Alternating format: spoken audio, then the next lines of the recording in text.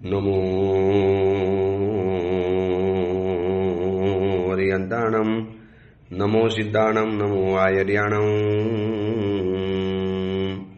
નમો વજ્જાયાણમ, નમો લોહે સૌ સાવણમ, એસો પંચ નમુકારો સૌ પાવપણાસણો, મંગલાહાણમ ચ સૌવેસી બ્રહ્મમ વે મંગલમ. મંગલમ ભગવાન વીરો, મંગલમ ગૌતમ પ્રભુ, મંગલમ સુરભદ્રાદ્યા, જૈન ધર્મસ્તુ મંગલમ. પ્રવચનનો વિષય છે ભયને ભયભીત કરનારો એક ભડવીર. રાજપુત્ર હરિવિક્રમની કથા આજથી આશરે 1000 વર્ષ પૂર્વે બનેલો 4750 શ્લોક અને 10 વિભાગની અંદરમાં વહેંચાયેલો આ હરિવિક્રમ ચરિત્ર નામનો ગ્રંથ.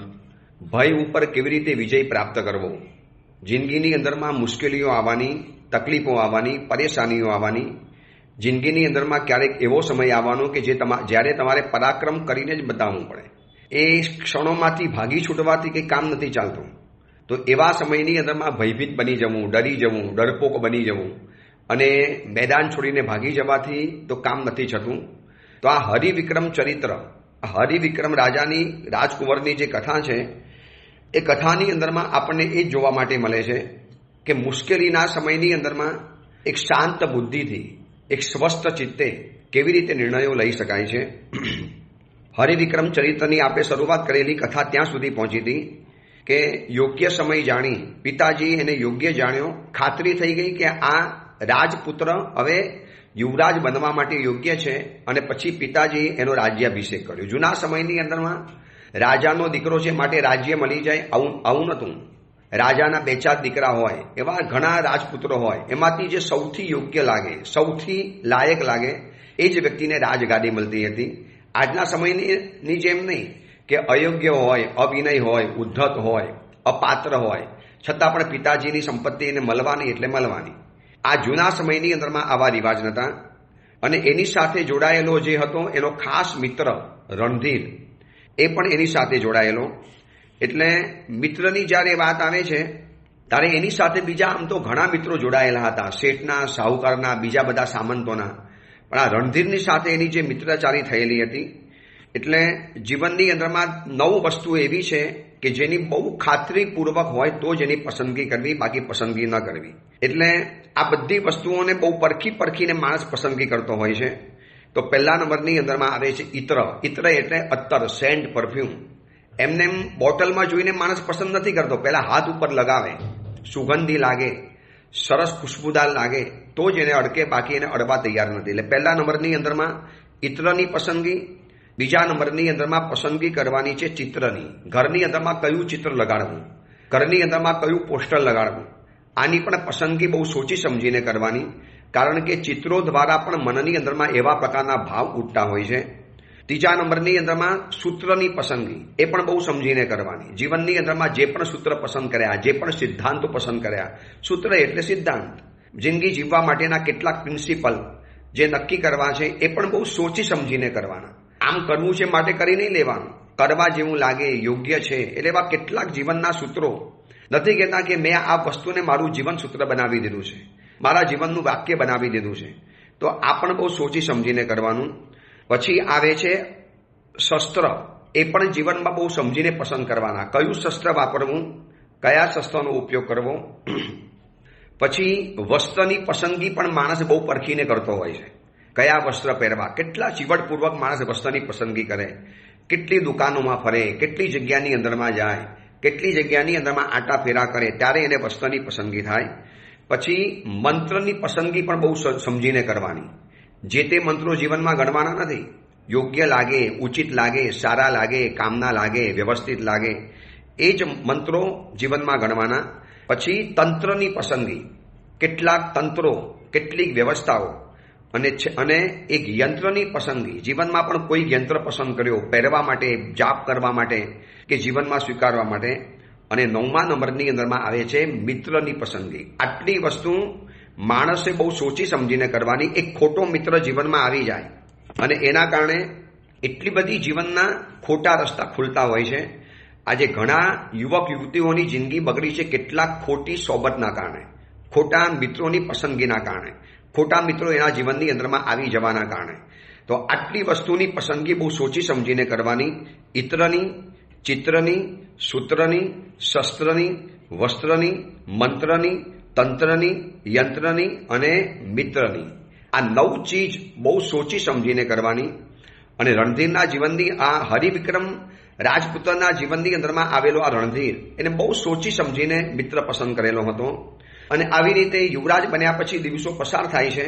હવે એક ઘટના એવી બને છે કે જેનાથી હરિવિક્રમ શું પરાક્રમી છે, શું એની અંદરમાં વીરતા ભરેલી છે, કેટલો બધો એક પરાક્રમ રસ્તી આ દીકરો ભરેલો છે એ એના દ્વારા ખબર પડી. એક દિવસ રાજ્યસભાની અંદરમાં રાજા સભા ભરીને બેઠેલા છે અને સિંહાસન ઉપર રાજા બેઠેલા છે. જેમ આજુબાજુની અંદરમાં સૂર્ય જ્યારે આકાશમાં બેઠો હોય તો આજુબાજુમાં ચંદ્ર, બુધ, નક્ષત્ર, તારા કેવા વિટરાયેલા હોય, એમ રાજાની આજુબાજુની અંદરમાં સામંત, મંત્રીઓ આ બધા જ વિટરાયેલા હતા. અને રોજના ક્રમ મુજબ હરિવિક્રમ પણ પોતાના મિત્રોની સાથે રણધીરની સાથે રાજસભાની અંદરમાં પ્રવેશ કરે છે. રાજસભાની અંદરમાં આવ્યો, એનું ઉચિત જે જગ્યા હતી, રાજ્યસભાની અંદરમાં દરેકની બેસવાની એક એક ઉચિત જગ્યા હોય. રાજાની બાજુની અંદરમાં બેસવાનું હતું યુવરાજ કુંવરને, પછી મંત્રી, સામંત, સેનાધિપતિ, શ્રેષ્ઠી, સામંતવર આ બધાની અલગ અલગ અલગ જગ્યામાં બેસવાની અંદરમાં આવે. રોજની જેમ હરિવિક્રમ રાજ્યસભાની અંદરમાં જાય. આ એક રોજનો ક્રમ. એમને કે યુવરાજ બની ગયા પછી જવાબદારી નથી. જે યુવાન દીકરો પોતાની જવાબદારી ન સમજી શકે એ પરિવારને શું કામ લાગવાનું. યુવાન થયા પછી ખાલી એટલું જ કરવાનું, બસ બહાર મિત્રો સાથે ફરવા જવાનું, સાંજ પડે ફરવા ઉપડી જવાનું, રાતના 12 વાગે 2 વાગે ગમે તારે આવવાનું. જો આવી રીતે જો ચાલતી હોય તો યુવાન દીકરો ઘરની અંદરમાં હોય કે ન હોય શું ફરક પડે છે.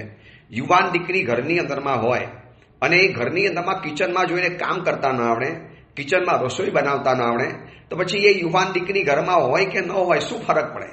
20-22 વર્ષ 19 વર્ષની દીકરી ઘરમાં હોય અને મમ્મીને ઘરની અંદરમાં રસોઈ બનાવવા માટે હેલ્પ પણ ન કરી શકે અને કહીને મને તો કશું જ નથી આવડતું, મને બનાવતા નથી આવડતું. તો યુવાન પુત્ર હતો હરિવિક્રમ, પણ જવાબદારી સમજતો હતો કે રાજપુત્રમાંથી યુવરાજ બન્યો છું એટલે અડધી રાજ્યની વ્યવસ્થા જો મારી પાછળ હોય. રાજસભાની અંદરમાં ગયો, પિતાના ચરણોની અંદરમાં નમસ્કાર કર્યા.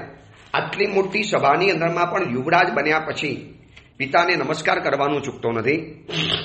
અને બધા પોતપોતાની ચર્ચા વિચારણા, બધું કામકાજ, રોજનો હિસાબ કિતાબ, રોજનો સર્વે, શું હવે જવાબદારી છે, શું કામ કરવાનું છે, આ બધું જેમ આજે લોકસભા અને રાજ્યસભામાં કેવું થતું હોય છે, બધી મંત્રણાઓ થાય, નીતિ નિયમ બનાવાય, એની વ્યવસ્થાનું આખું માળખું તૈયાર થાય, આ બધું ત્યાં વાત ચાલુ હતી. એટલાની અંદરમાં એક સૌથી જૂનો મંત્રી હતો, મહોદધિ નામનો મંત્રી, વૃદ્ધ મુખ્યમંત્રી, સૌથી મુખ્ય રાજાના મંત્રીમંડળના સૌથી મુખ્ય મંત્રી, નામ હતું મહોદધિ. અને મહોદધિ પણ અચાનક રાજ્યસભાની અંદરમાં આવ્યા. રોજ આવતા નતા, ઉંમર લાયક છે, બહુ મોટી ઉંમર છે, આખું મસ્તક સફેદ વારોથી શોભી રહેલું છે, ઘડપણની નિશાનીઓ શરીર ઉપર દેખાય છે, પણ જિંદગીનું ડાપણ, જિંદગીની હોશિયારી એના ચહેરા ઉપર, એની મુખની કરચલીઓ પરથી અંકિત થતું દેખાય છે. અને મહોદધિ મંત્રી આવ્યો. મહોદધિએ પણ રાજપુત્રને જોયો, હરિવિક્રમને જોયો. અને રાજસભાની અંદરમાં જ્યારે બધું જ કામ પતી ગયું પછી મહોદધિ મંત્રીએ રાજપુત્રને કીધું કે મારે તમને કંઈક વાત કરવી છે. જોજો આ જૂના કાળની સભ્યતા જોજો. રાજસભાની અંદરમાં રાજા બેઠા છે છતાં પણ વૃદ્ધ મંત્રી રાજપુત્રને શિખામણ આપી શકે છે, કહી શકે છે. હવે આ વાત જાણવા જેવી છે. મહોદધિએ જ્યારે રાજપુત્રને જોયો અને એમને જ્યારે કીધું કે વત્સ, જો તું સમજદાર છે, હું તને કંઈક કહેવા માટે માગું છું, બોલવાનો કંઈ ઉલટો અર્થ નહીં સમજતો. મારે તને કંઈક કહેવું છે. પોતાના પિતા કરતાં પણ મોટી ઉંમરના, વર્ષોથી જોતો આવ્યો છે આ મહોદધિ વૃદ્ધ મુખ્યમંત્રીને. બુદ્ધિનો બેતાજ બાદશાહ હતા, ઘણી રાજ્યની સેવાઓ બજાવેલી હતી, એટલા બધા અનુભવના પાકટ વહીના રહેલા હતા. અને રાજપુત્રને જ્યારે એટલું કીધું ત્યારે હરિવિક્રમ કહે છે કે આપ તો મારા પિતા તુલ્ય છો, આપે આટલી ભૂમિકા પણ નહીં કરવાની, આપને જે પણ કહેવું લાગે મને ઉચિત મને કહી દો. અને એ વખતે મહોદધિ મંત્રી હરિવિક્રમ રાજપુત્રને એટલું કહે છે કે વત્સ, તમે સુજ્ઞ છો, મારા બોલવાનો અર્થ ઉલટો નહીં કરી લેતા, પણ મારે તમને આજે 8 બાબત બતાવી છે. અને આ એટલા માટે બતાવું છું કે તમે બગડી ગયા છો કે ખરાબ છો એટલા માટે નથી કહેતો, પણ મેં તમારી કેટલીક વિષયોન્મુક્તા જોઈ છે. મેં તમારી કેટલીક યુવાન સ્વરૂપનો એક કેટલો ગર્વ મેં જોયો છે. તારી પાસે ભગવાને આપેલું રૂપ છે, તારી પાસે શક્તિ છે, સામર્થ્ય અજોડ છે, તારી પાસે રૂપ સંપદા અલગ છે, તારી પાસે યુદ્ધ કલા કંઈક જબરજસ્ત રહેલી છે. તું કંઈક અલગ જ રાજપુત્ર છે હરિવિક્રમ. એટલે કદાચ તને આનો થોડો ગર્વ એક ઉત્પન્ન થયેલો મને દેખાતો હોય છે. અને યુવાન છે, તારી વિષયોન્મુક્તા એટલે કે તારી વિષયો તરફની આસક્તિ પણ મેં થોડીક નિહારી છે. હું કેટલાય દિવસોથી તારું છુપી રીતે નિરીક્ષણ કરું છું. રાજા પણ ખુશ થઈ ગયો કે ચલો મહોદધી મંત્રી આ રીતે કહી શકે છે. હવે ખાલી આ વાતને જો આજના સંદર્ભમાં વિચારીએ કે ઘરની અંદરમાં એક રીચ પરિવાર છે, અતિ શ્રીમંત પરિવાર છે, અતિ શ્રીમંત, અતિ ધનિષ્ઠ પરિવાર. એ પરિવારની અંદરમાં એમના પિતાજી પણ બેઠા છે, યુવાન દીકરો પણ બેઠેલો છે, બધા બેઠેલા છે. અને કોઈ પણ એવો યુવાન કોઈ પણ એવા વૃદ્ધ વ્યક્તિ, માનો એ દાદા પણ હોય, કાકા પણ હોય, આજુબાજુના બીજા સગા સંબંધી પણ હોય, અથવા તો પડોશી પણ હોય, અને આવીને બેઠા, આખો પરિવાર શાંતિથી બેઠેલો છે. અને એ વ્યક્તિ આવીને એમ કે બેટા મારે તને કંઈક વાત કરવી છે. હવે સમજી રાખજો, એ દીકરો અતિ રીચ છે, શ્રીમંત છે, એજ્યુકેટેડ છે, સુંદર છે, યુવાન છે અને એકદમ શક્તિ સામર્થ્યથી ભરપૂર છે. હવે આવા યુવાન દીકરાને, આજના સંદર્ભથી કહું છું, આવા યુવાન દીકરાને કોઈ પણ અજાણો માણસ અથવા તો એના પરિવારનો કોઈ પરિચિત વૃદ્ધ વ્યક્તિ માણસ એમ કે મારે તને બે બાબત કહેવી છે. હવે દિલથી કહેજો, આજના યુવકને આ ચીજ ગમે કે ન ગમે, એના ચહેરા ઉપર અણગમો કદાચ આવી જાય. બધાને આવું નથી થતું, પણ કદાચ થોડા ઘણાને આવી જાય. હવે આમને શું કહેવાની જરૂર છે? મારા પિતાજી બેઠા છે અને હું વળી કયો નાનો બચ્ચો છું. હવે બધી મને ખબર પડે છે મારે શું કરાય ન કરાય. આ બધી સલાહ સૂચનાઓ શેના માટે આવી ગયા? કદાચ થોડો બેશરમ હોય, નફટ હોય તો સીધું મોઢા ઉપર કહી દે, અને કદાચ એવું ન હોય તો પછી મનની અંદરમાં કચવાઈને મોઢું બગાડી અને આખી સલાહ સાંભળે. આ બાજુ રાજા બેઠા છે, રાણી બેઠી છે, બીજા સામંતો બેઠા છે, અન્ય મંત્રીઓ બેઠા છે, નગરશ્રેષ્ઠી બેઠા છે, સેનાપતિ બેઠા છે, એના મિત્રો પણ બેઠા છે. અને એની સામે આ મહોદધી મંત્રીએ કીધું કે રાજપુત્ર, યૌવન સહજ કેટલાક વિકારો, યૌવન સહજ કેટલું ગર્વ તમારા ચહેરા ઉપર, તમારી એક બોડી લેંગ્વેજની અંદરમાં દેખાય છે.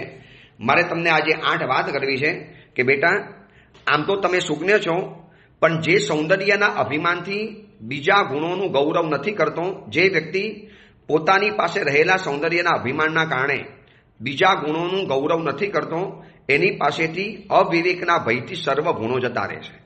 પછી બીજા બધા ગુણોને પણ શું લાગે, ચાલો આની પાસે તો વિવેક છે જ નહીં, એટલે આપણે અહીંયા રહેવું જોખમ છે, એમ સમજીને ગુણો ચાલી જાય છે. એટલે બેટા, તમને ભગવાને કંઈક અલગ જ બનાવ્યા છે. તમે ગત ભાવની અંદરમાં કંઈક એવી પુણ્ય સમૃદ્ધિ લઈને આવેલા છો કે નાની ઉંમરની અંદરમાં તમારી પાસે જે હોશિયારી છે, જે પરાક્રમ, જે નિર્ભીકતા, જે સાહસ અને જે વીરતા અને ધીરજતા તમારી પાસે છે. તો આટલું તમારે ધ્યાનમાં રાખવું પડશે. એ રાજપુત્ર, મહાપુણ્યથી સર્વગુણ સંપન્ન પુરુષ જ્યારે તરુણ અવસ્થાને પામે છે, ત્યારે તે સર્વગુણ સંપન્ન એવા ચંદ્ર પ્રમાણેના કેટલાક રોગોને પ્રાપ્ત કરે છે. જેમ ચંદ્રની સાથે કેટલીક બાબતો બને છે ને, એવી જ રીતે આ યુવાનીના ચંદ્રની સાથે પણ કેટલીક બાબતો બને છે. રાજપુત્ર, હું તમને ચંદ્રની સાથે આખી વાત ઘટાડું છું. આજનો પણ કોઈ યુવક હોય, શ્રીમંત હોય, ભણેલો હોય, એકદમ પૈસા કમાતો હોય, નાની ઉંમરથી એકદમ ધમધોકાર બિઝનેસની અંદરમાં લાગુ પડી ગયો હોય, સીએ પણ થઈ ચૂકેલો હોય કે કોઈ પણ ડિગ્રી પ્રાપ્ત કરી હોય, અને બહુ નાની ઉંમરથી એનો ગ્રોથ એટલો બધો ફાસ્ટ જતો હોય, તો એના માટે પણ આ ચીજ કામની છે. શું લખ્યું છે? સર્વગુણ સંપન્ન હોય. અને એવો પુરુષ જ્યારે તરુણ અવસ્થાની અંદરમાં આવે, મહાપુણ્યથી સર્વગુણ સંપન્ન પુરુષ તરુણ અવસ્થામાં પ્રાપ્ત કરે. એ પાછો યુવાન હોય, વળી પાછો તરુણ હોય, સર્વ અવસ્થાની અંદરમાં સંપૂર્ણ હોય, સર્વગુણ સંપન્ન હોય, તો ચંદ્રને જે કેટલીક બાબતો લાગુ પડે છે, એ બાબતો એના જીવનની અંદરમાં આવી શકે છે. એક તો પહેલા નંબરમાં ચંદ્રને પહેલી બાબત શું બને છે કે મેઘની એકત્ર મળેલી વાદળીઓ, એટલે કે આખું એક મેઘમંડળ, એક વાદળોનું મંડળ જેમ ઘેરાઈ જાય અને ચંદ્ર આખો એની અંદરમાં ઢંકાઈ જતો હોય છે. તો બેટા, આ યુવાનીની અંદરમાં પણ આવું બનતું હોય છે કે ચંચલ લક્ષ્મી અચાનક ભેગી થઈ ગઈ અને કેટલાક તમારી આજુબાજુની અંદરમાં એવા તત્વો ઘેરી વળે, કેટલીક બાબતો તમારા જીવનની અંદરમાં આજુબાજુની અંદરમાં આવી જાય, અને કદાચ એના કારણે જેમ ચંદ્રની શોભા એ વાદળોના કારણે નષ્ટ થઈ જાય છે, આખો ચંદ્ર ઢંકાઈ જાય છે, તો બેટા જીવનની અંદરમાં પણ જો ધ્યાન રાખવામાં નહીં આવે, સર્વગુણ સંપન્ન છો, તમારી પાસે યુવાની છે, અને જો ધ્યાન રાખવાની અંદરમાં નહીં આવે તો તમારી સાથે પણ આવું થઈ શકે છે. બીજા નંબરમાં, જેમ એ બેટા તું યુવાન છે તો લક્ષ્મીના પાસની અંદરમાં ક્યારે સપડાય નહીં જતો. આ પૈસા મળ્યા છે, તારી પાસે રાજ્ય સમૃદ્ધિ છે, તારી પાસે શ્રીમંતાઈ છે, તો આ લક્ષ્મીના મોહની અંદરમાં ક્યારેય તણાતો નહીં. કારણ કે જેમ દારૂ પીધા પછી જેમ લોકોને નશો ચડે છે, એવી રીતે આ લક્ષ્મીનો પણ એક નશો હોય છે, આ શ્રીમંતાઈનો પણ એક નશો હોય છે. જોજો આ હરિવિક્રમ રાજપુત્રને આ મહોદધિ નામના જે વયોવૃદ્ધ મંત્રી આખી જે વાત સમજાવે છે, એમ લાગે કે વર્તમાન સમયની બધી જ વ્યક્તિઓને, ખાસ કરીને શ્રીમંત પરિવારના દીકરા દીકરીઓને આ ખૂબ જરૂરી છે. ક્યારેક એ લોકો લક્ષ્મીનો નશો ચડતો હોય છે, પિતાજીના કમાયેલા પૈસાનું ઘેન ચડતું હોય છે. જોયું છે ને એવા કેટલાય દીકરાઓ પપ્પાની કાર લઈને નીકળી પડે, બેફામ થઈને રસ્તાની અંદરમાં ગાર હંકારે, કેટલાય લોકોને કચડી નાખ્યા છે. આવા બનાવો સુરતમાં પણ બન્યા, અમદાવાદમાં પણ બન્યા, મુંબઈમાં પણ બન્યા, પૂનાની અંદરમાં પણ બન્યા, ઇન્દોરમાં પણ બન્યા. આ બધી જ ઘટનાઓ વારે તહેવારે સોશિયલ મીડિયાની અંદરમાં ગાજી ઉઠી છે. પછી પ્રિન્ટ મીડિયામાં પણ આ બધી જ ઘટનાઓ છપાઈ ચૂકેલી છે કે એને કેટલાય લોકોને રોડ ઉપરથી 9 જણાને ખતમ કરી નાખે છે. એ લોકો કાર એવી રીતે ફેરવે, પિતાજીના પૈસાથી લીધેલી ઓડી કાર, પોતે તો કમાવા ગયા નથી. એટલા માટે આ મહોદધિ વયોવૃદ્ધ મંત્રી હરિવિક્રમ રાજપુત્રને કહે છે કે બેટા તમે તો સર્વગુણ સંપન્ન છો, લક્ષ્મી તમને ભરચક મળી છે, અને હજી તમે ભવિષ્યની અંદરમાં અપાર લક્ષ્મીનું સર્જન કરવાના છો. તો આનો નશો ન ચડે, આનો કેફ ન ચડે, આનો તમને એક મદ ન ચડે, બેટા એટલું ધ્યાન રાખજો. બીજા નંબરમાં, વિકારો તારા ચિત્તનું હરણ ન કરે એવું તું વર્તન રાખજે. યૌવન સહજ કેટલીક વિકૃતિઓ, કેટલાક વિકારો, તારો કોઈ જગ્યાએ પગ લપસી ન જાય, ખોટા કુંડારાની અંદરમાં તારો પગ ન પડી જાય. દીકરી છે, યુવાન હોય, અતિ રૂપ પરમાત્માએ આપેલું હોય, કોલેજની અંદરમાં ભણવાની અંદરમાં હોશિયાર હોય, માનો ગાવાની અંદરમાં કુશળ છે, સિંગિંગ આવડે છે, ડ્રામાની અંદરમાં જાય છે, કોલેજની અંદરમાં ડ્રામા પણ કરે છે, અને એટલા બધા પ્રશંસક યુવકો એની આજુબાજુની અંદરમાં ઘેરાઈ વરેલા હોય, ત્યારે વિકારો ચિત્તનું હરણ ન કરે એવું એને આચરણ કરવાનું છે. આ રાજપુત્રને જે વાત બતાવે છે ને, એ બધી જ વાત આજના યુવા યુવતીઓને એટલી જ લાગુ પડે. કોઈ પણ શક્તિશાળી, સામર્થ્યશાળી, સંપૂર્ણતાને ધરાણ કરાવનારો, અતિ શ્રીમંત હોય, હોશિયાર હોય, કોઈ પણ હોશિયારી એની પાસે હોય, અને આ હોશિયારીમાં જો એને ધ્યાન ન રાખ્યું અને પગ લપસી પડ્યો. તમે કદાચ જાણ્યું હશે કે સચિન તેંડુલકર છે, સમૃદ્ધિની ટોચ ઉપર બેઠેલો છે, વિખ્યાતિ પ્રખ્યાતિ તો એને જબરજસ્ત મળેલી છે. ઓસ્ટ્રેલિયાના સર ડોન બ્રેડમેન જે પણ કહેતા હતા કે મારા જેવો આ બેટ્સમેન છે, પણ તમે જોજો સચિન તેંડુલકરના જીવનની અંદરમાં તમને એક સ્કેન્ડલ, એક ડાઘ, એક એના માટેની ગોસિપ, એવી ખોટી અફવા એના માટે ક્યારેય પણ જોવા માટે નહીં મળે. કેટલો એ સાવધાન રહ્યો હશે, સદી ઉપર સદીઓ મારતો હતો, ચિકાર કમાતો હતો, ધનના ઢગલા ઉપર બેઠેલો હતો, અપાર સમૃદ્ધિ, અપાર વૃદ્ધિ સમૃદ્ધિ, ખ્યાતિ પણ એટલી બધી, છતાં પણ એનો એક પણ દિવસ એને સ્કેન્ડલમાં ક્યારેય ફસાયો નથી, એક પણ દિવસ ક્યારે એના નામે કોઈ વાત ઉછળી પણ નથી. અને એવા કેટલાય ક્રિકેટરો આવ્યા અને ગયા એની આજુબાજુના સમયની અંદરમાં, જે સુરા સુંદીની અંદરમાં લપટાઈ ગયા, પાર્ટીઓની અંદરમાં ગયા, ખાવા પીવાની અંદરમાં ગયા, છોકરીઓની પાછળ લપટાઈ ગયા, અને આખી કારકિર્દી ધૂળધાણી થઈ ગઈ છે. આ જે મહોદધિ મંત્રી પર જે વાત બતાવે છે, મહોદધિ મંત્રી જે આ હરિવિક્રમ રાજાને કહે છે કે બેટા વિકારો તારા ચિત્તનું હરણ ન કરે, આવું ધ્યાન રાખજે. બેટા યુવાની છે, વિકારો અહીંયા ચારેકોરથી ઘેરાઈ જવાના. કામ રાજા એટલા બધા બાણનો મારો કરશે, એટલી બધી મનની અંદરમાં ભાવનાઓ પેદા કરશે, સંવેદનાઓ પેદા કરશે. પણ આ સમયની અંદરમાં ચેતી જવાનું, ખાસ કરીને ચેતવાની જરૂર છે યુવતીઓને.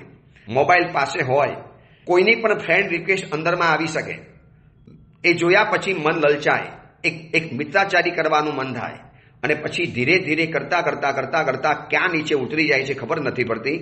7મા નંબરમાં સમજાવે છે કે બેટા એ જ પ્રમાણે બધા જ પ્રકારના આ વિષયો તારો કબજો ન લઈ લે એવું તારે વર્તન રાખવાનું.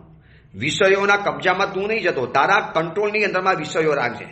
તું વિષયોને તારા કાબુની અંદરમાં કરી શકે, વરના વિષયો એવા છે તને ઢસડીને એવો લઈ જશે કે તું ક્યાં ને ક્યાં પહોંચી જઈશ બેટા, ખબર પણ નહીં પડે. અને છેલ્લા નંબરમાં તું સાવધાન રહેજે, આ ઇન્દ્રિયો રૂપી ચોર વિવેક રૂપી દ્રવ્યનું હરણ ન કરી જાય. બેટા, આ યુવાનીની અંદરમાં વિનય કરતા વિવેક સૌથી વધારે જરૂરી પડે છે. અને એક તમને વાત બતાવી દઉં આ પ્રવચન સાંભળનારા શ્રોતાઓને કે ભલે આપણને નાની ઉંમરમાંથી એમ બતાવ્યું વિદ્યા વિનય ન શોભતે, પરંતુ શાસ્ત્રોની અપેક્ષાએ જોવા માટે જઈએ તો વિનય કરતા પણ એક સ્ટેપ આગળ રહેલો છે વિવેક નામનો ગુણ રહેલો છે.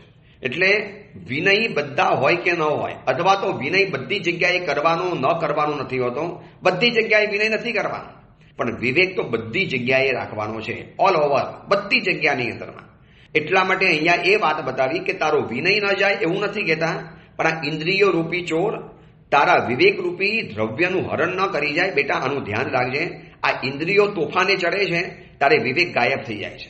જોઈ લો આજના દીકરા દીકરીઓને, ઇન્દ્રિયો જ્યારે તોફાને ચડે છે, બેફામ પાર્ટીઓ માનવાની, 12 અને 2 વાગ્યા સુધી પાર્ટીઓમાં મજા કરવાની, એમાં રેવ પાર્ટીઓમાં જલસા કરવાના, પોલીસ આવીને રેડ પાડે, પોલીસ પકડીને લઈ જાય, લાખો રૂપિયા આપીને પિતાજી પોલીસ પાસેથી જ્યારે છોડાવે છે ત્યારે ખબર પડે છે કે આ વિવેક કેટલો જરૂરી હોય છે. યુવાની દીવાની છે, યુવાનીમાં કદાચ તમને ઘણી ઈચ્છાઓ થાય ઇન્દ્રિયના સુખ ભોગવવાની, પણ બેટા વિવેક રૂપી દ્રવ્ય આ ઇન્દ્રિયો રૂપી ચોર ચોરી ન જાય એનું ખાસ ધ્યાન રાખજો. આજે જેટલી પણ ઘટનાઓ જોવા માટે મળે છે, ભર બજારની તમારા યુવાન દીકરીના હાથ પકડીને કહીને ચલ મારી સાથે, તું મને પસંદ છે, તારે મારી સાથે આવવાનું છે. તો આ વિવેક કહેવાય. કોઈ પણ છોકરી ગમી ગઈ અને ના પાડે એટલે સીધું ઘરની અંદરમાં ચાકુ ઘુસાડી રહેવાનું, શું આ વિવેક કહેવાય? ઘરની અંદરમાં એટલું બજેટ નથી અને મોબાઈલ લાવવાની જીદ અને ધમ પછાડા કરી ઘરમાં લોકો ભૂખ્યા રહે અને મોંઘો દાટ મોબાઈલ લાવવાની જીદ પકડે, શું આ વિવેક છે?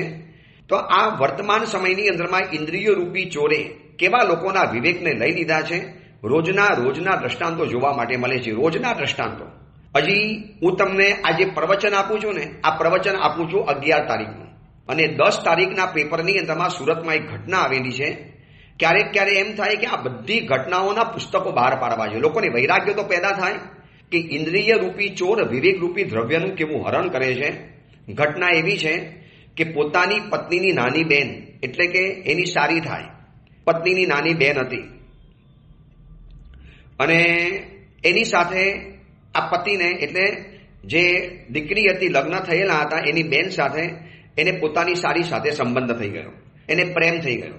પરિવારને ખબર પડી એટલે સારીને પછી બહારગામ મોકલી આપી. વળી 5 વર્ષે એના પતિ સાથે સુરતની અંદરમાં કોઈ કામકાજ કારણસર પાછી આવેલી હતી, અને ઓલાને ખબર પડી એટલે ઓલો ગયો, મારી સાથે લગ્ન કરી લે, હું તારી બેને છૂટાછેડા આપી દઉં છું, મારે લગ્ન તારી સાથે કરવા છે, તું ના નહીં પાડતી. ઓલી કે પણ એવું શેના માટે? મારો પરિવાર છે, તમારો પરિવાર છે, એ જે નાની ભૂલ થઈ ગઈ એ થઈ ગઈ, ભૂલી જાઓ, હવે મને કોઈ ઇન્ટરેસ્ટ નથી. અને આ સાંભળનારને આશ્ચર્ય લાગશે, મેં પણ જ્યારે આ ફોટા સાથેની ઘટના પ્રિન્ટ મીડિયા પેપરોમાં, ન્યૂઝપેપરમાં જ્યારે વાંચી ત્યારે ખબર પડી કે ઇન્દ્રિય રૂપી ચોર વિવેક રૂપી દ્રવ્યનું કેવું હરણ કરી લે છે, કેવું ખતમ કરી નાખે છે. હવે આ સારી ના પાડે છે અને આ ભાઈ ચાકુ લઈને આવ્યા. ચાકુ લઈને આવી અને એ સારીને, એના જે પતિ હતો એને અને એની સાસુને ધડાધડ એવા ચાકુના ઘા માર્યા કે સારી અને એનો પતિ સારો એ તો ખતમ થઈ ગયો, એ તો મરી ગયો. સાસુ અત્યારે ગંભીર હાલતની અંદરમાં છે અને ભાઈ સાહેબ અત્યારે જેલની હવા ખાવા માટે ઉપડી ગયા છે. આટલો પણ વિવેક ન હોય? અરે ઇન્દ્રિયો અંદરમાંથી ગમે એટલા ઉછાળા કરે, મન ગમે એટલું ઉછળકૂદ કરે, મન પણ એક ઇન્દ્રિય છે, 6ઠ્ઠી ઇન્દ્રિય છે. તો મન પણ હોય, 5 ઇન્દ્રિયો હોય, તમે એને કાબુમાં ન કરી શકો. હવે કોકની પત્ની છે, તમારી પત્નીની સગી બહેન છે, એના પણ લગ્ન થયેલા છે, એનો પણ પરિવાર છે, અને ત્યાં જઈને આવી વાત કરવાની કેટલી વિવેકહીન વાતો વર્તમાન સમયમાં ચાલે છે. આમ એક કિસ્સા જ્યારે વાંચીએ ને, અને આ બધા કિસ્સા એવા નથી કે સાવ ગમાર વ્યક્તિઓમાં બનતા હોય, સ્લમ એરિયામાં બનતા હોય, સારા ભણેલા ગણેલા પરિવારના ત્યાં પણ બનતા હોય છે. વર્ષો પહેલા આ જ સુરતની અંદરમાં કોઈ જરીવાલા પરિવારનો એક કિસ્સો રહેલો હતો. કદાચ એ કિસ્સો બનેલો હતો કે પોતાનો પતિ સમૃદ્ધ છે, શ્રીમંત છે, અતિ બંગલાની, અરે સુંદર મજાના બંગલાની અંદરમાં રહે છે, પણ બીજી વ્યક્તિ સાથે લવ થઈ ગયો એટલે ઓલાને સંકેત કરે છે કે તારે રાતના મારા ઘરમાં આવવાનું, મારા પતિને મારી નાખવાનો, અને આપણે એમ કહીશું ઘરમાં ચોર વગેરે આવ્યા અને મારીને ગયા. બધું જ પ્લાન સાથે કરેલું, પણ બધું જ્યારે બહાર પડી ગયું, આખા સુરતની અંદરમાં હાહાકાર મચી ગયેલો. આવું અતિ શ્રીમંત પરિવારના પણ આવું ચાલે. ઇન્દ્રિય રૂપી ચોર વિવેકરૂપી દ્રવ્યનું જ્યારે અપહરણ કરે છે ત્યારે આવી ઘટનાઓ સર્જાય છે. વિચારી લેજો, આ મહોદધિ નામનો વૃદ્ધ મંત્રી એક આટલા યોગ્ય લાયક કુંવરને પણ કેવી શિખામણો આપે છે. વર્તમાન સમયની અંદરમાં આવી શિખામણ આપનારા પણ ગયા, વર્તમાન સમયની અંદરમાં આવી શિખામણો આપ્યા પછી પસંદ કરનારા પણ ગયા. એટલે શું થયું ખબર છે? જાતે સુધરતા નથી અને કહેનારી વ્યક્તિઓ એને ગમતી નથી. જાતે સુધરવાની વાત તો છે જ નહીં, પણ હરિવિક્રમની અંદરમાં થોડીક વિષયોન્મુક્તા જોઈ, શક્તિ સામર્થ્યનું થોડું ઘમંડ એને દેખાયું. થોડુંક જ છે, એ કે સાવ છેલ્લા પાટે નથી ગયો, હજી પણ માતા પિતાનો વિનય કરે છે. રાજસભાની અંદરમાં આવી અને પિતાજીને પગે પણ લાગે છે.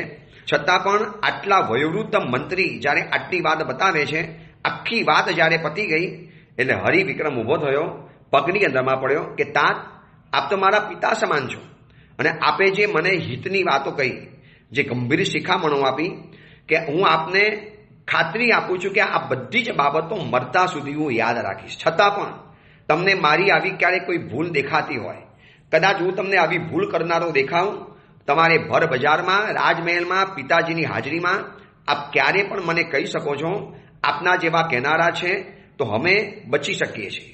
વિચારજો, આ રાજપુત્રના શબ્દો સાંભળવા જેવા છે. આપે આ મને શિખામણ આપી અને આપ ગુરુપણાને યોગ્ય છો અને છેલ્લે રાજકુમાર શબ્દ મૂકે છે કે આપે તો મને પ્રકાશિત દીપક સમાન બનાવ્યો છે. મારા જીવનના દીવાને આવું કહી તમે ઓર વધારે પ્રકાશિત બનાવ્યો છે. એટલે આપ મને ક્યારે પણ કહી શકશો, ગમે તારે કહી શકશો. અને મહોદધિ મંત્રી કહે છે કે બેટા, આ તારી લાયકાત હતી માટે જ કહેવા માટે આવ્યો. આ જમાનામાં કોને કહી શકાય છે? બેટા, તારી સાંભળવાની લાયકાત દેખાય અને મને થોડુંક આવું દેખાયું, એ તારું ધ્યાન દોરવા માટે આવ્યો છું. બાકી તારો વિનય સારો છે, વિવેક સારો છે, તારી ઉત્તમતા સારી છે અને બાકી તારી પાસે જે તને પુણ્યના ઉદયથી મળ્યું છે બેટા, આ રાજ્ય પરંપરાની અંદરમાં મેં કેટલાય રાજકુંવરોને જોયા છે, પણ તારી ધીરતા, તારી વીરતા, તારું પરાક્રમ, તારું સાહસ અને તારી પાસે બધું જ સંપૂર્ણ છે. તારું રૂપ, તારા ગુણ, તારી કલા, તારું યુદ્ધનું કૌશલ્ય, પરાક્રમતા, બધું જ તારું સર્વગુણ સંપન્ન છે. બસ બેટા, આટલો એક ડર લાગતો હતો કે ભવિષ્યમાં તું રાજા બનવાનો, જો થોડોક પણ ગાફેલ રહીશ તો બેટા બહુ જિંદગીની અંદરમાં નુકસાન થઈ શકે છે. માટે આટલું બતાવવા માટે આવ્યો છું. અને હરિવિક્રમે એકદમ ગદગદ અવાજે, ભીની ભીની આંખે વારંવાર મહોદધિ વૃદ્ધ મંત્રીને કીધું કે સાહેબ, આપે આ વાત કીધી મને બહુ ગમી. આપ મારા પિતા તુલ્ય છો, ગુરુ તુલ્ય છો અને આપે ખરેખર મને સુપ્રકાશિત દીપક બનાવ્યો છે. આ પ્રમાણે કુમાર અને મહોદધિનું બોલવાનું પૂરું થયું. રાજાએ પણ ધન્યવાદ આપ્યા મહોદધિ મંત્રીને કે ભાઈ તમે પણ એને અવસરે ધ્યાન રાખતા રહેજો અને તમે પણ આવું ધ્યાન રાખ્યું, મને ગમ્યું. હવે આ જમાનામાં કોઈ બીજી વ્યક્તિ કહેવા માટે આવે ને, કદાચ માતા પિતા કહીને કેમ તમે ડાપણ કરવા માટે આવો છો, અમે નથી બેટા કહેવા માટે, તમારે કેમ કહેવા માટે આવવાનું? પારકી વ્યક્તિ જીવનની અંદરમાં હસ્તક્ષેપ કરવા માટે આવે, કોઈને ગમતું પણ નથી. અને રાજ્યસભાની અંદરમાં પોતાના દીકરાને, અને દીકરો વળી પાછો લાયક જ હતો, છતાં પણ એને વધુ લાયક બનાવવા માટે એક પારકી વ્યક્તિ કહી જાય છે તો રાજાને પણ ગમે છે, રાજપુત્રને પણ ગમે છે. આ બધું કામ પરિપૂર્ણ થઈ ગયું. સભાને વિસર્જિત કરી દીધી. હરિવિક્રમ સભામાંથી નીકળી પોતાના મહેલની અંદરમાં ગયો. પછી સ્નાન વગેરે કરી, ભોજન વગેરે કરી, દિવસના બધા જ કાર્યો પતાવી દીધા, જેટલી પણ એની જવાબદારીમાં કાર્યો આવતા હતા. સંધ્યાકાલે સંધ્યાના કૃત્ય બધા કરી લીધા. પિતાજીની પગની સેવા કરવા ગયો. રોજનો નિત્યક્રમ હતો હરિવિક્રમ રાજપુત્રનો કે પિતાજી સુવે એની પહેલા પિતાજીની ચરણ સેવા કરવાની. હવે આ બધું વાત અત્યારે હું પ્રવચનમાં કહું ને તો આ બધી વાતો કોકને હંબગ લાગે. હા, આવું કેવી રીતે? હવે પિતાજી ક્યારે સુવે ને ક્યારે ઉઠે દીકરાને પણ ખબર નથી. અને આ બાજુ પિતાજી પણ કઈ ઓછા નથી. પિતાજીને પણ દીકરો ક્યારે સૂતો, ક્યારે આવ્યો, ક્યારે ગયો એની પણ ખબર નથી હોતી. બધા પોતપોતાની મસ્તીની અંદરમાં મસ્ત હોય છે. આ દીપાવલી, આજે હમણાં નવરાત્રી પર્વ ગયું ને, આ નવરાત્રી પર્વની અંદરમાં મેં એવા પણ પરિવારો જોયા જે મારા બધા પરિચિત પરિવારો છે. પૂછું, ગરબા રમવા ગયા હતા? આ સાહેબ ગયા હતા? પરિવાર સાથે ગયા હશો ને? તો કે નહીં સાહેબ, દીકરાનું ગ્રુપ અલગ છે, દીકરીનું ગ્રુપ અલગ છે, સાહેબ મારું ગ્રુપ અલગ છે અને મારી પત્ની એટલે કે છોકરાઓની મમ્મીનું પણ ગ્રુપ અલગ છે. ચારેયનું ગ્રુપ અલગ અને ચારેય જણા અલગ જગ્યામાં નવરાત્રીના ગરબા રમવા માટે જવાના. મેં કીધું આખો પરિવાર ભેગો ન જઈ શકો? સાહેબ બધાનું સર્કલ અલગ, બધાના મિત્ર વર્તુળો અલગ. 2-4 બહેનો આવે એને પૂછું, સગી બહેનોને, હું બધા સાથે ગયા હશો ને ગરબા રમવા માટે? નહીં સાહેબ, એ મારી બહેનનું ગ્રુપ અલગ છે, મારું ગ્રુપ અલગ છે અને અમે અલગ ફરવા માટે જઈએ છીએ. હવે એ જમાના, આજનો જમાનો અને એ જમાનો કે જેમાં આ હરિવિક્રમ જેવો આટલો સર્વગુણ સંપન્ન યુવક પિતાજીની પગ સેવા કરી, પિતાજી ચરણ સેવા કરી, પિતાજીનો ચરણનો સ્પર્શ કરી, થોડો સમય પિતાજી પાસે વિતાવી અને પછી પોતાના મહેલ તરફ જ્યારે જાય છે, મહેલ તરફ જતા પહેલા અગાશીની અંદરમાં જઈને આંટા ફેરા કરે છે, આકાશને જોવે છે, આકાશ ગંગાને નિહાળે છે, આજુબાજુના નગરના દ્રશ્યોને જોવે છે. ધીરે ધીરે ધીરે ધીરે રાત જામતી ગઈ, ઘેરો ઘટ્ટ અંધકાર છવાઈ ગયો. આકાશની અંદરમાં કરોડો તારાઓ જાણે કે રાજકુંવરના રૂપને, સૌંદર્યને અને એના પરાક્રમને જાણે કે નિહાળતા હોય એવી રીતે ટમટમવા માંડ્યા. ચંદ્ર પણ ધીરે ધીરે પશ્ચિમ તરફ ઉદયની અંદરમાં આવવા માંડ્યો અને એવા સમયની અંદરમાં કેટલીક જગ્યાએથી સુંદર સંગીતના અવાજો હરિવિક્રમના કાને પડ્યા. અને હરિવિક્રમ પણ સંગીતનો શોખીન હતો, સાહિત્ય કલાને ભણેલો હતો. એ વિચારે છે કે આ જે સંગીત વાગે છે ને, આ સંગીત માનવ લોકનું તો નથી છે, બિલકુલ નથી આ માનવ લોકનું. કોઈ આવા સૂર, આવો લય, આવો તાલ, આવા ઝાંઝર, આવા પખવાજ અને આ જે રીતનો અવાજ છે ગાવાનો, વગાડવાનો, નાચવાના, કોઈક અપાર્થિવ આ નૃત્ય છે. શું હશે? કોણ નાચતું હશે? કેવી રીતે નાચતું હશે? એને એટલું બધું હૃદયમાં કુતૂહલ થયું. અને હવે હરિવિક્રમ શું નિર્ણય કરે છે અને આ નિર્ણયની સાથે એની જિંદગી આખી કેવી યુટર્ન લે છે અને જિંદગીની અંદરમાં કેવી પરાક્રમોની એક ભવ્ય ગાથા શરૂ થાય છે, એની વાત આપણે આવતીકાલે વિચારીશું. એ જ મંગલકામના મંગલ ભાવના. જીનાગના વિરુદ્ધ કાંઈ પણ બોલાયું હોય તો મિચ્છામી દુક્કડમ. ચાતુર્માસની જેમ રવિવાર અને સોમવારના પણ પ્રવચનો માંગલિક રહેશે. એટલે આ પ્રવચન તમારી સામે શનિવારનું આવી ચૂકેલું છે. હવે રવિવાર સોમવારનું બંધ રહેશે અને પછી આગળ પ્રવચન